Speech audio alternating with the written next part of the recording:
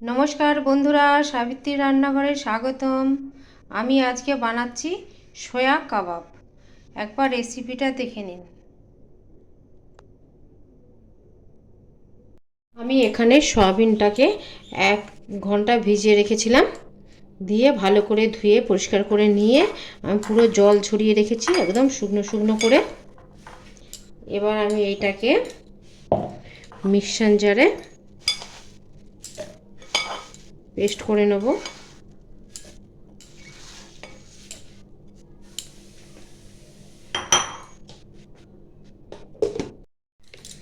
Paste করে নিয়েছি আমি।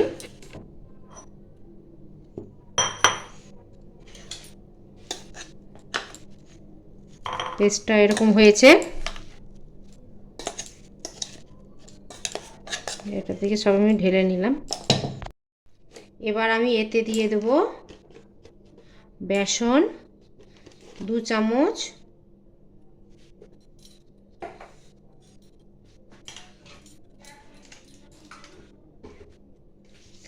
লবণ পরিমাণ মতন,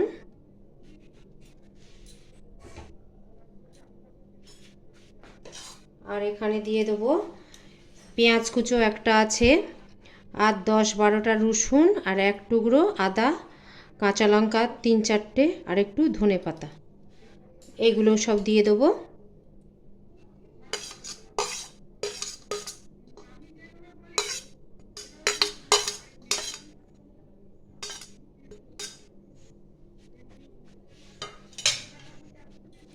দিয়ে দেবো হলুদ গুঁড়ো অল্প পরিমাণে, লঙ্কা গুঁড়ো দেবো 1 চামচ, ছোটো চামচে,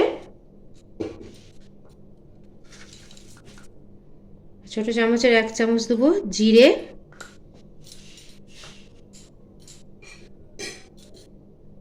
একটু দেবো আমচুর পাউডার একটু টক টক হওয়ার জন্য, আর 1/2 চামচের মতন দেবো গরম মশলা,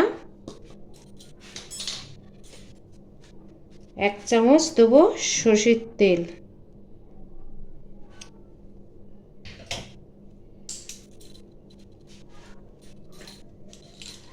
এবার এটা আমি হাতে করে মাখাবো।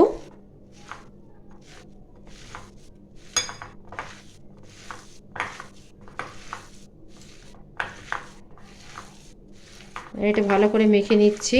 এটা আবার আমার মাখানো হয়ে গেছে। আমি একটু হাতে সর্ষের তেল নিলাম, নিয়ে এটা গোল গোল রাউন্ড করব।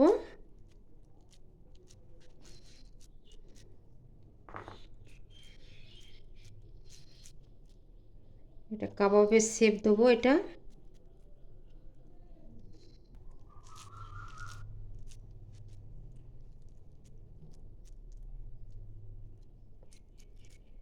এইভাবে আমি সবগুলোই করে নেব।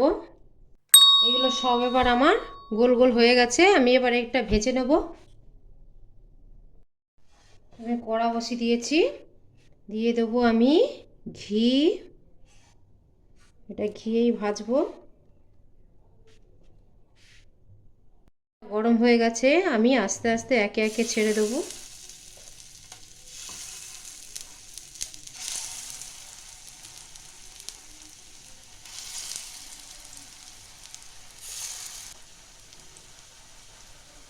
এ 10-15 সেকেন্ড এই পাশটা হোক।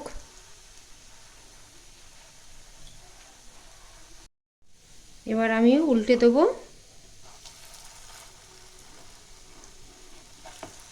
আস্তে আস্তে উল্টাতে হবে যেন না ভেঙে যায়।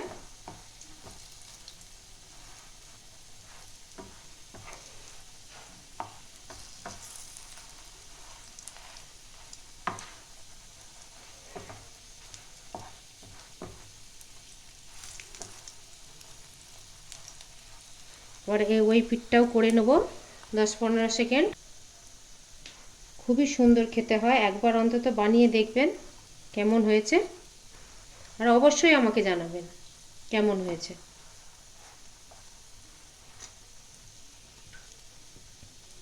এটা ওই পিঠটা আমি ভাজবো ততক্ষণ। এইটা কিন্তু আমার এবার ভাজা হয়ে গেছে।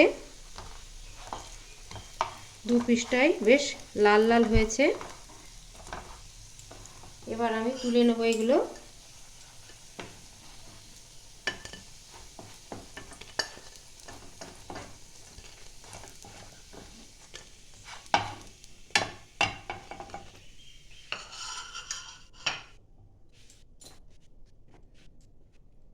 এর উপরেই আমি দিয়ে দেবো এগুলো। একে একে সবগুলো দিয়ে দিয়েছি আমি। আর একটা কথা বলা হয়নি বন্ধুরা, আমার সয়াবিনটা মাপ ছিল 200 গ্রামের যে প্যাকেট থাকে, 1 প্যাকেট। এইটাও ওইভাবেই ভেজে নেব। ওই পাশটা আবার উল্টে নেব।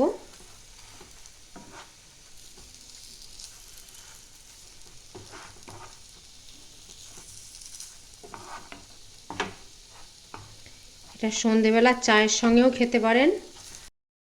এইগুলো আবার ভাজা হয়ে গেছে, এগুলো তুলে নিচ্ছি। এরপরে আমি সার্ভ করব। আমার ভিডিওটা আপনাদের ভালো লাগলে লাইক, শেয়ার, কমেন্ট, সাবস্ক্রাইব করতে ভুলবেন না। চলো দেখা হচ্ছে পরের রান্নায়। টাটা।